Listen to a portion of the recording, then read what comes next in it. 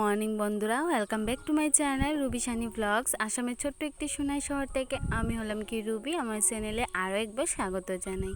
কেমন আছো সবাই? আশা করছি খুব ভালো আছো। আমিও কিন্তু বেশ ভালো আছি। তো দেখো, সকাল সকালই অনেকটা বৃষ্টি পড়ছে, একদমই ভোরবেলা থেকে। এখন প্রায় বাজছে কটা জানেন তো? 5:10। তো আমি অনেক আগে উঠে গেছি আজকে, জানেন তো, প্রায় 5টার একটুখানি আগে উঠেছি। তো আজকে আমি তোমাদের সাথে মায়ের বাড়িতে আছি বলেও তবুও কিন্তু আমি তোমাদের সাথে শেয়ার করব একার হাতে ভোর 5টা থেকে উঠে সন্ধ্যা পর্যন্ত সংসারের এত কাজ স্টেপ বাই স্টেপ কিভাবে আমি করে থাকি, সমস্তইটা আজকে আমি তোমাদের সাথে শেয়ার করব।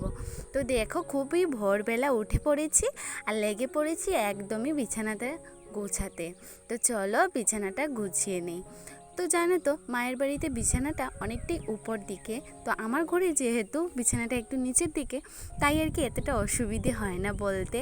তো মায়ের বাড়িতে একটু উঁচুতে বিছানাটা, তাই গুছাতে একটু অসুবিধাই হয় অনেকটা। তো যাই হোক, আমরা মেয়েরা, আমরা বউরা, আমরা সবটাই গুছিয়ে করতে পারি।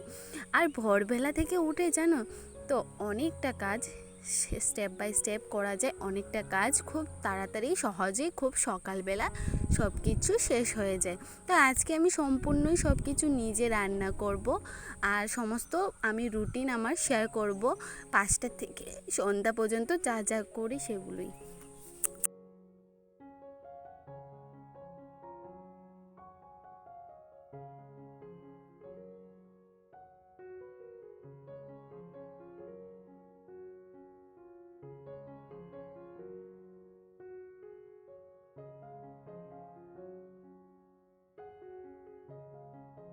সকালবেলা দেখবে বিছানাটা যদি না গুছানো হয়, মনে হয় যেন পুরো দিনটাই কোনো কাজই হলো না।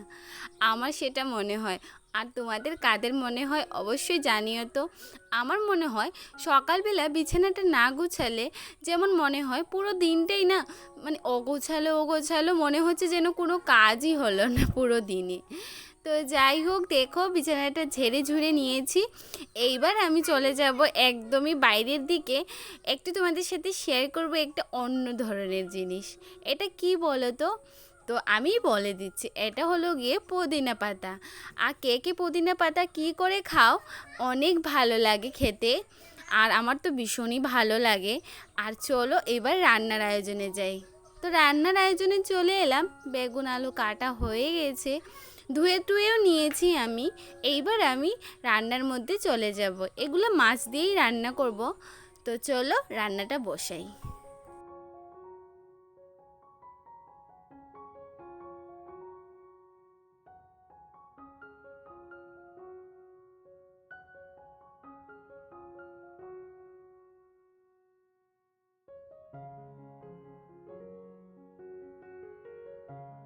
তো দেখো, চালটা না এবার ধুয়ে নেব।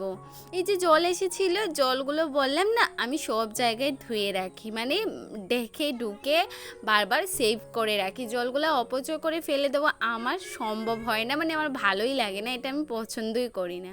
তো যাই হোক, মা বাড়িতে নেই, তখন আমাকেই সমস্ত রান্না বান্না আর সকাল থেকে পুরো সন্ধ্যা পর্যন্ত আজকেই আমি ঘরটাকে পুরো সামলালাম। আর ভোরবেলা উঠে কিন্তু, তো আমরা যারা হাউস ওয়াইফ, আমরা প্রত্যেক দিন বাইরেও যদি জব করে থাকি, আমাদের কিন্তু সবসময়ই একটা দিক মনে রাখতে হবে। আগে সবার প্রথমে আমাদের সংসারটাকে আগলে সুন্দর করে রাখাটাই আমাদের একটা হাউস ওয়াইফদের খুব একটা কাজ, মানে খুব ভালো লাগা একটা কাজ। তো দেখো, চালের জলটা না এমনি ফেলে না দিয়ে গাছের মধ্যেই সার পাবে, তাই আর কি দিয়ে দিলাম। আর দেখো ওইদিকে না আমি একটু এই গাছগুলো দেখতে বেশ ভালো লাগছিল, আর ওই জায়গাতে ক্যামেরাটা রেখেছি আর আমি একটু ঘরের পিছন দিকে এসেছি।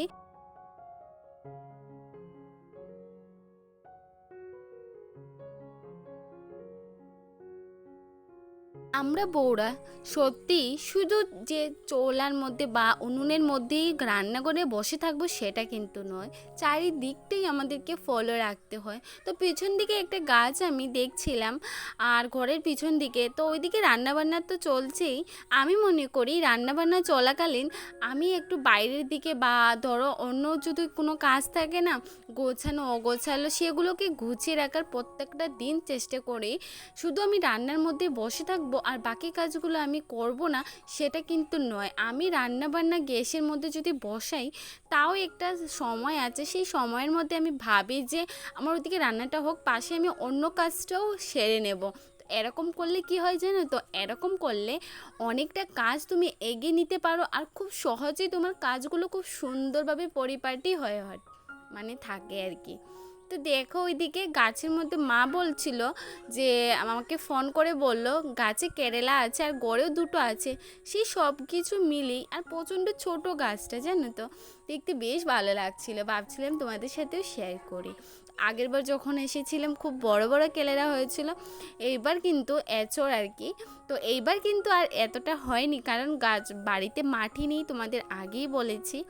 তো তাজা তাজা সবজি খেতে কার না ভালো লাগে বলো তো, আমার তো বেশ ভালো লাগে। তো চলো দেখতে থাকো, সঙ্গে থাকো, আমি আমার ডেইলি রুটিন তোমাদের সাথে কিন্তু প্রত্যেক দিনই শেয়ার করব।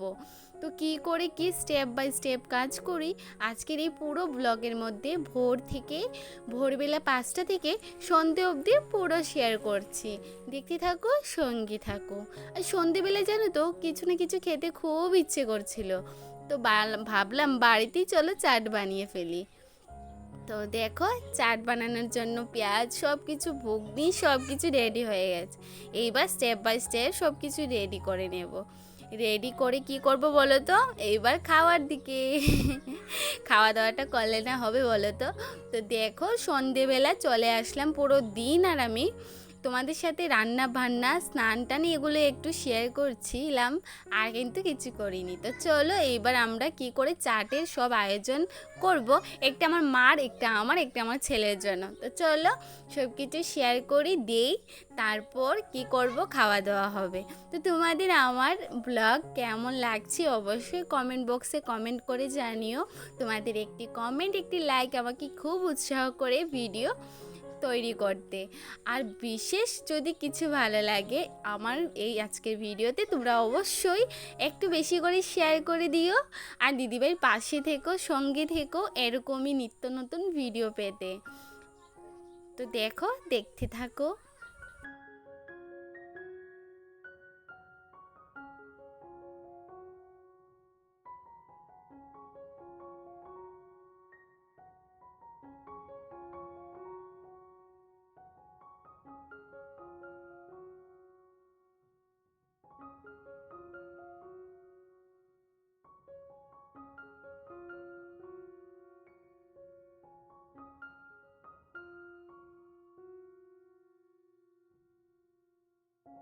দেখা কমপ্লিট হয়ে গেছে আমাদের সব কিছু। আর ডালের বড়া করেছিলাম চালের গুঁড়ি দিয়ে, ছোট ছোট করে যেভাবে চাটের মধ্যে সব কিছু দেওয়া যায়। তো প্লেট হলে বিশেষ ভালো হতো। তো যাই হোক প্লেট আর কি না তৈরি করে বাটির মধ্যে নিয়ে নিলাম। যাই হোক ঘরের মধ্যে খাওয়া, তো ঘরের মধ্যে এরকম খেলেও জাস্ট অনেকটা। তো যাই হোক আজকের এই ব্লগটি তোমাদের কেমন লেগেছে অবশ্যই জানিও। আর আজকে হয়তো কালকে থেকে তোমরা আমার বাড়ির ব্লগ পাবে, আমি যেখানে আমার শ্বশুর বাড়ির ব্লগ পাবে। অবশ্যই চেষ্টা করব প্রত্যেকটা দিন আমি তোমাদের সাথে সুন্দর করে ভালো করে ভিডিও দেওয়ার। তোমরা আমাকে ভালোবাসা দিও, পাশে থেকো। আর ঘরে ছিল সস, আর এটা কিন্তু আমার মায়ের হাতে বানানো। তো এই রেসিপিটি তোমাদের সাথে অন্য কোনো দিন আমি শেয়ার করব নিশ্চয়ই, মায়ের বাড়িতে যদি নেক্সট কোনো দিন আসি। তো চলো আজকের মতো শুভ সন্ধ্যার থেকে বিদায় নিচ্ছি। খুব ভালো থেকো সবাই, সুস্থ থেকো। আবারও দেখা হবে সুন্দর একটি ফ্রেশ ভিডিওর সাথে।